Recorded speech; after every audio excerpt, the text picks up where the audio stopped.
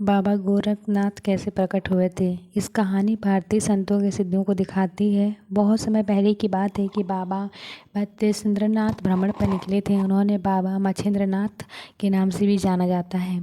पूर्व काल के बड़े ही प्रसिद्ध दिव्ययोगी हैं। बाबा मच्छेंद्रनाथ ने ही नाथ संप्रदाय की स्थापना की थी। भ्रमण करते हुए बाबा गोदावरी नदी के किनारे बसे चंद्रगिरी नगर में जा पहुँचे। उस नगर में चलते हुए वहाँ एक घर के सामने रुक गए। उस घर के द्वार खुले हुए थे। बाबा ने वहाँ खड़े होकर गृहस्थों को भोजन हेतु स्वर लगाए। तभी अंदर से एक महिला निकल कर आई। बाबा को देखते उन्हें प्रणाम किया और भोजन लाने अंदर चली गई। जब महिला भोजन लेकर आई तब उनके मुख पर प्रसन्नता नहीं थी।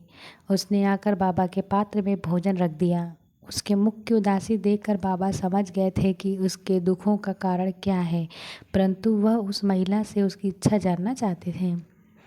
बाबा मत्स्येंद्रनाथ ने उस महिला से उसकी उदासी का कारण पूछा। महिला ने अश्रुपूर्ति आंखों के साथ बाबा से कहा, बाबा मैं निसंतान हूँ। बाबा ने विभूति देते हुए उस महिला से कहा कि देवी यह विभूति खा लेना, निसंदेह आपको पुत्र पैदा होगा।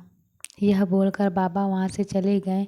अब महिला विचार में पड़ गई कि उसे यह विभूति खानी चाहिए या नहीं खानी चाहिए। एक तो लोक लाज की बात भी थी, दूसरा आसपास की महिलाओं ने भी उस महिला को विभूति नहीं खाने की सलाह दी थी। सारी बातें सोचने सुनने के बाद उस महिला ने विभूति को नहीं खाने का निर्णय लिया।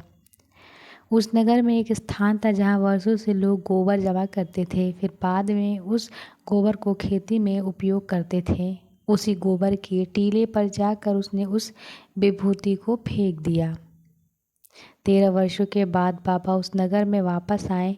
नगर आने के बाद वह उस महिला के द्वार पर पहुँचे और स्वर लगाए।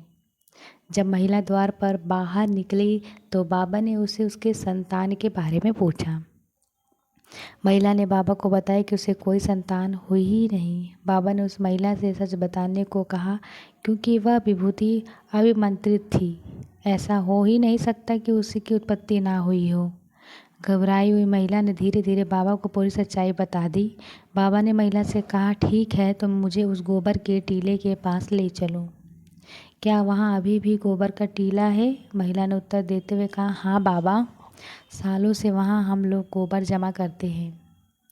महिला बाबा को गोबर के टीले के पास ले गई। वहाँ पहुंचकर बाबा ने जोर से स्वर लगाया, अलख निरंजन। बाबा के स्वर लगाने के कुछ समय बाद गोबर के टीले के बहुत अंदर से एक बालक निकला। महिला और गांव वाले गोबर के अंदर से निकले बालक को देखकर अचंभित रह गए। वह बालक लगभग 12 वर्षों का था। जब बाबा उस बालक को लेकर जाने लगे तब महिला ने बाबा से माफ़ी मांगी और उस बालक को उसे देने को कहा। बाबा ने महिला को मना करते हुए बोला कि अब वह इस बालक के प्रति अधिकार नहीं रखती है। अब बालक का पालन पोषण शिक्षा दीक्षा बाबा स्वयं करेंगे। 12 वर्षों तक गोबर में रक्षित रहने के कारण इस बालक का नाम गोरच पड़ा।